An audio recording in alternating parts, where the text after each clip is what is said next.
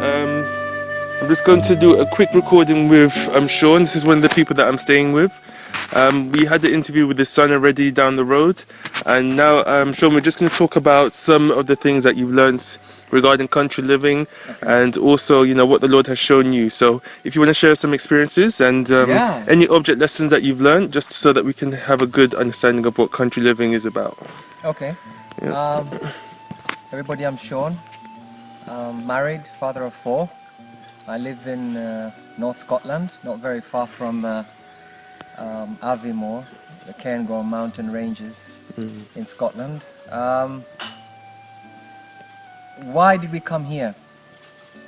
You see the sheep behind me. We live, well, 3 sides of us is surrounded by woodland. Right. And the back of us, there's a sheep field grazing on the slope of a hill. And whenever anyone that's not the farmer, the shepherd, goes towards those sheep, they run. Right. They even know the sound of his car. They know him approaching. They can hear his voice. Even the sound of his car. Even the sound of his car, they know the sound of his car. They know who their leader is. They know who their master is very, very well. And if they see you from afar and if they're not sure, they wait for you to get close. And once they identify you, if you're not the farmer or the shepherd, they leave. Right. And the reason why we're here is because we want to hear God's voice better. The whole history of Israel was about prophets who could hear God's voice, trying to tell people what God expected of them. You know, hear ye the voice of the Lord, thus saith the Lord. You know, you'll find so many references calling people's attention to what God wants to say to them. And you can't really hear God's voice as clearly if you're in the rat race, if you're in a city environment. But it's so quiet and still and peaceful over here that there's very few distractions. Plus, with people of my background, our children don't tend to do very well in the cities, in the city environment. There's peer pressure, there's gangs, there's all sorts of distractions. And there's a lot of time for them to be idle. I see. But not here. There's so many object lessons, it's unbelievable. I mean, I've just given you one about the sheep. Another one is about farming. Just the expression on a child's face when they know they're eating something that they grew in a garden. There's a sense of pride, achievement and fulfillment, and that stops them from being short-sighted. They don't look for immediate gratification. They learn about delayed gratification, which is what heaven is all about. You put off what the immediate desires for now and hold off until, you know. Besides, a lot of immediate gratification tends to draw us away from God and put self and the flesh on the throne when Christ should be on the throne. So being in the country is about disciplining children to covet the higher things as opposed to the more common baser things. It's about character development, it's about learning economy, and it's about hearing God's voice above all. And there's many ways to move out here. That was strong. Ways. Yeah, I know. They're just doing a drive-by. You just want to make out and make out whether I'm the farmer or the. We can see a family of little family walking past. Yeah. Wow, that's beautiful. Yeah. But yeah, they're really fluffy. Right. They're like a warm pillow when you hold the lambs. Anyway, things to think about when you come out here. First of all, you need a trade. Now notice I didn't say career, I said trade. Because of how rural things are over here, you're not going to get many office-based jobs in the countryside.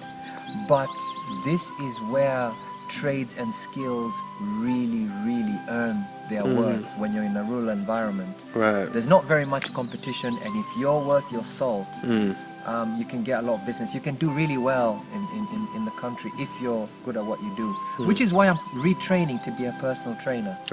Yeah. Anyway,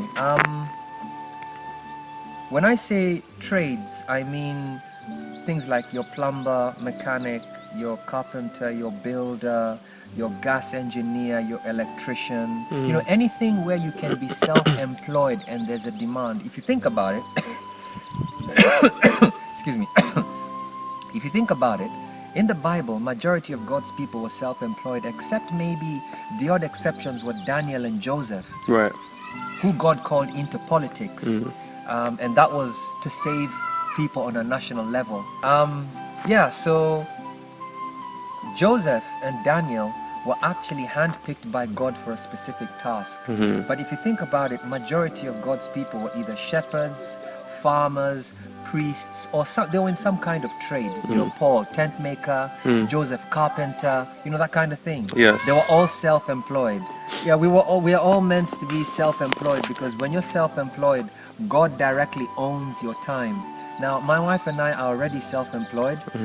We work in the food manufacturing industry on a consultancy-based level, Right. doing nutritional information that's on the labels. I come from a recruitment consultant background, but I've taken a bit of a back seat. What my wife and I are is we're kind of like self-funded missionaries. We work seasonally, and then we have a block of time where we sometimes take a working holiday, a ministry holiday, where we go to different countries and we do a bit of seed sowing and things like that. Other times God takes us to places where there are people ripe and waiting, you know, and they're ready to make a decision for Christ. So sometimes we work as sowers, and sometimes we're harvesting off someone else's work. It's different capacities. All we're meant to do is give the word and let the Holy Spirit do its work. And if there's anything else for us to do, so we're self-funded missionaries. We're already self-employed, and country living is made a lot more easier if you're self-employed. Plus, there's a few things to consider, like trying to pick an economical dwelling place, an economical home. Right. There's some homes that are powered by wood. By that I mean hot water and heating, powered by wood. That could slash round about 2,000 off your annual bill, even more actually, depending on how much you use. Maybe even 3,000. That could slash that right off. If you can learn to harvest your own wood, to dry it, to chop it up and store it. Otherwise, you'd be looking at bottled gas, which is another good way to go. The propane gas, and then there's kerosene, which at the moment, Which is right over here. yeah, this is kerosene. Will not fall down. Sorry, you're right. Yeah. Okay. We use the kerosene for heating and for hot water. That's what it's for. Now, at the moment, it's really cheap. You're getting 500 liters for about just over 200 pounds. And 500 liters, if you use it heavy, you get about 8 weeks out of it. If you use it lightly, you get 12 to 14 weeks out of it. Now, at the moment, it's about 200, and that's only because of the whole oil crisis, you know, with the fracking and everything going on. So that's really brought the prices down. I have heard stories of people running old diesel cars out of this, which works out to about 37, 39 pence a litre. So Wow. Google that. That's me. Anyway, so kerosene is another alternative, but you're at the mercy of the oil prices. And then there's growing your own food. Now, if you're a vegan, I can't even begin to tell you how much money you'll save that way. But it's not just about how much money you'll save, because depending, if you're a vegan and you really want to, you know, build up your nutrition, you can find your annual food bill hitting the ranges of 2,000 to 3,000 a year easily. That can all be brought down if you grow your own food, and you're only getting a few things that you can't grow in your garden. So you could save just by moving into a place that's fuel efficient and you know, heating efficient, and you know just an economical house. You can save about 5,000 a year, Right. and that brings your costs down. Now remember, when you move to the country, the main purpose of coming here is to hear God's voice and for Him to prepare you for the work that you've got to do. So anything that's not essential, cut it out. That's another thing that moving here does. It helps you focus on what's really important in life. And so you find yourself shedding. You shed unnecessary clothing, unnecessary shoes, unnecessary gadgets, things that eat up time, that would take up your garden time, your family time, your personal worship time, and your work time. your evangelism time. Your life becomes very focused, very meaningful, very practical. Yeah, so you need a fuel efficient home. If you've got a log burner, Right. that can really heat up your home. If you've got, the butane gas heaters, oh, I can't even tell you how brilliant those things are. I see. We keep one in the bathroom, we keep one upstairs. The one that's supposed to be in the living room corridor, we put in storage because this last winter wasn't too hard. So if you don't want to use the oil, you can alternate between a log burner, even if the log burner is not connected to your heating and your hot water. The log burner, depending on, always pick a home which is south facing first of all. Right. So that means your main rooms get sunlight for most of the day. Always pick a home that's south facing. Because see. the sun rises from the east and sets in the west. Yeah? Right. Always, if possible, moving to the country, pick a home that has a natural spring. Check that because that little wood up there, that's That hedge. yeah, Let me that hedge over there. try and get a closer look at that one. That hedge over there is where our spring water comes from. However, the pipes are copper, and because there's some heather around there, the water is a bit acidic. I see. So we distill water. Anyway, so the further north you go, you get a lot more heather. You get a lot more acidity in the ground. But the further south of Scotland you are, the water's amazing. I mean, you can just, so long as it's filtered and you've got the UV bacterial viral destroyer, that UV lighting thing. You can drink the water straight from your home spring. Wow. Yeah. Anyway, when you pick a home with the living room, the home south facing, make sure you pick a living room which, if it gets hot and you open the living room door, the heat can spread upwards towards the bedrooms and things like that because heat travels up. So when you put the log burner on and the log burner is not connected to any heating or hot water, it's just a standalone wood burner. Right. That room can get so hot that if you open up the living room door, the heat will go and warm most of the upper floor. So it's just practical things like that to think about, that down the line they make things so practical. And then if you don't want to use kerosene, or if you're not in a lot of rooms for a long time, all you really need is the gas heaters, and just switch that on for an hour, and it'll keep the room tempered for about 3 hours. And the gas lasts. I mean, those butane gas heaters, we had one on when we used to do missionary work and travel around in our caravan. We were in a caravan in winter and we had one of those in there. Yeah. Obviously leave the windows open a crack because of gas. Yeah. Like excess gas. Yeah. We had that thing on low, on for 2 weeks solid without it going out. Wow. A full bottle. Yes. Day and night, in the thick of winter, on low, because they've got 3 settings. Yes. Yeah. On low, on the lowest one, and the caravan was toasty, nicely toasty. So I know from personal experience, those blue gas heaters, the big ones, the bottle, Yeah, can go 2 it looks like a weeks propane straight. kind of. Right. No, propane is the orange one, butane is the blue one. Oh, okay. Yeah, I see. the blue one is you find those heaters in shops and factories and that kind of thing. Anyway, I know that those things can go 2 weeks straight once you've bought it from new. 2 weeks straight on low without switching it off. Right. And 2 weeks is good considering you're only paying about 40 something pounds. And so if you have it on intermittently, that thing can last months. Wow. Can you see where I'm coming from? Yeah. Now the orange ones, I have a long one that's just about my height, 47 kgs. That lasts 6 to 8 months. Wow. With heavy use. And this is just cooking only. That's heavy use because we cook in bulk. Mhm. Like I said, anything that takes up your time, avoid. So cook in bulk. We have a chest freezer. That's another thing for all of you ladies that are pregnant. Get a chest freezer, cook lots of meals in bulk, and then freeze it in a big enough chest freezer, because in the first 3 months of your child being born, you'll be too tired to cook or do anything, and you don't want to go back to junk food. Right. It's just a good, it's a tip. It really was a blessing for my wife and I. But anyway, what we do is we kept that habit on. You want to save as much food frozen as possible, because it cuts down your cooking time.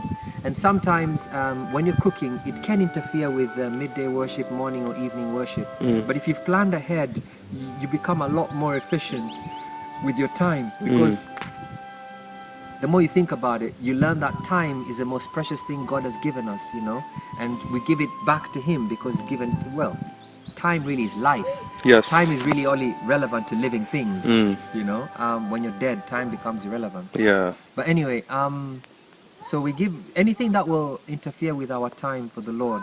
Country living, I so recommend it, because it makes raising my children for the Lord a whole lot easier. There's less distractions. There's a lot more object lessons.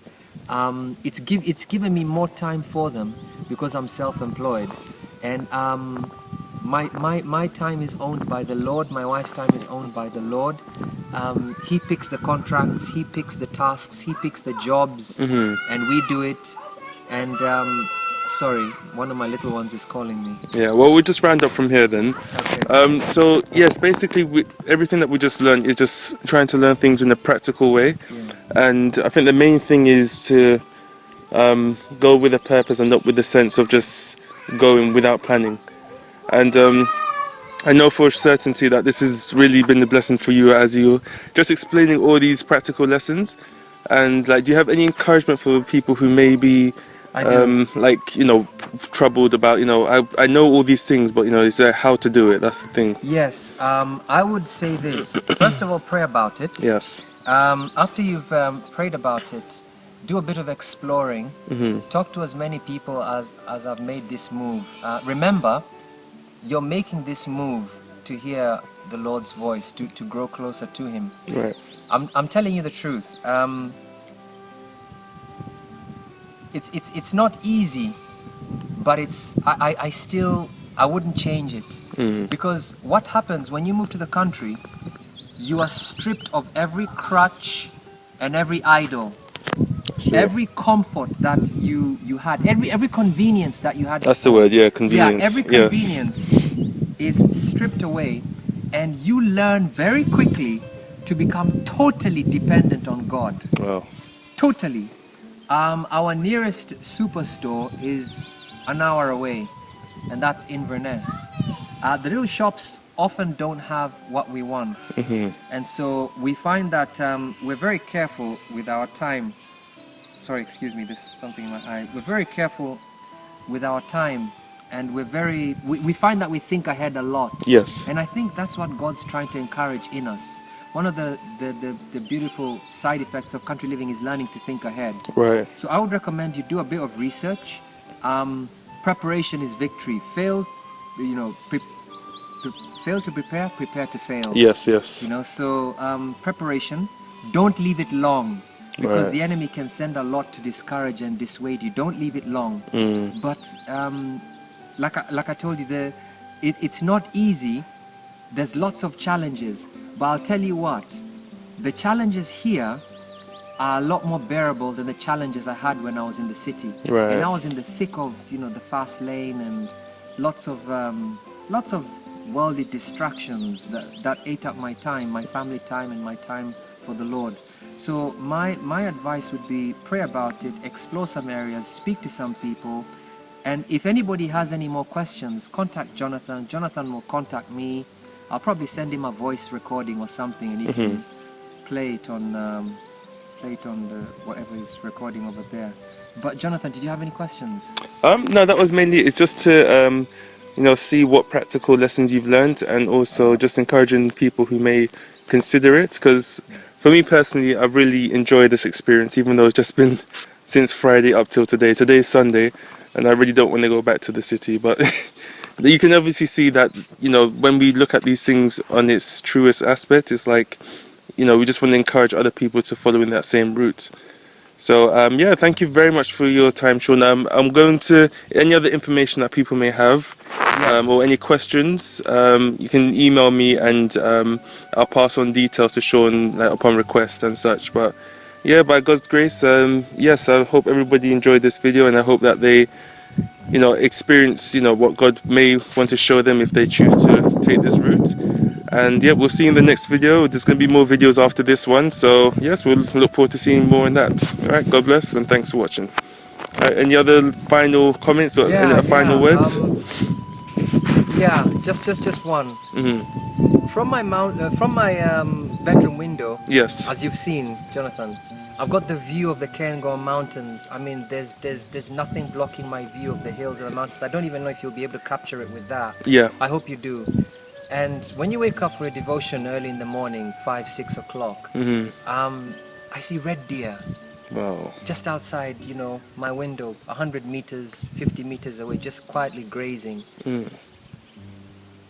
I'm paying £525 a month for my rent. Now, this is personal information, but it'll help someone. I'm staying in a 3-bed, and for the view I have, and for the 2 acres worth of land that I have access to at £100 a year, with the quietness, the stillness, I mean, Jonathan will do a pan round eventually, but for what I'm paying, the quality of life in this setting is far better than, it's just far better. There are no words. There are just no words. I mean, wow, fantastic. Yeah, there are no words. The quality of life, it's a lot more slow paced. I got time for family. I got time for God. I got time for ministry. Go self-employed, brethren. I strongly, this is a biblical example for us to follow. Even Christ was a carpenter. He was, so the lessons are, if we want to draw closer to God, we've got to get away from whatever whatever distracts us. We've grown used to following the norm. It's a very fast-paced, loud, noisy city environment. And yet out here in the country, it's clean, it's quiet, it's very peaceful. There's nothing biting and calling for your time. Yeah, I strongly recommend it. Amen. Yeah, it's got its challenges. I'm not gonna tell you, any different. It has its challenges. Like I said, the whole purpose is for you to learn to be dependent on the Lord. So challenges will come, but ultimately I would have the challenges here anytime over what I've faced in the city. And I've only been in the country for, let me see, 7 years. Wow. Yeah, 7 years. Yeah. The rest of all that time, my adult life, I've been in the city. And so let's think about that. Since I was 20, I've lived in the city. I'm now 40, and 7 of those years I've been in the countryside. And I would take this over anything. I'm still waiting for the Lord to give me that mortgage. Yeah. He'll do it when he in his does time. it. Yeah. In his time. Anyway. Oh, thank you very much, Sean. Yeah, we're going to make some more videos. We're actually going to be heading up into the mountains just to show you some more nature. So yes, you're going to really enjoy that, everybody. I'm looking forward to it. I hope I can record it, because I know I'm just going to be distracted with all the beauty, but let's see what we can do. All right, God bless everyone, and we'll see you in the next one. Thank you, Sean, and God bless.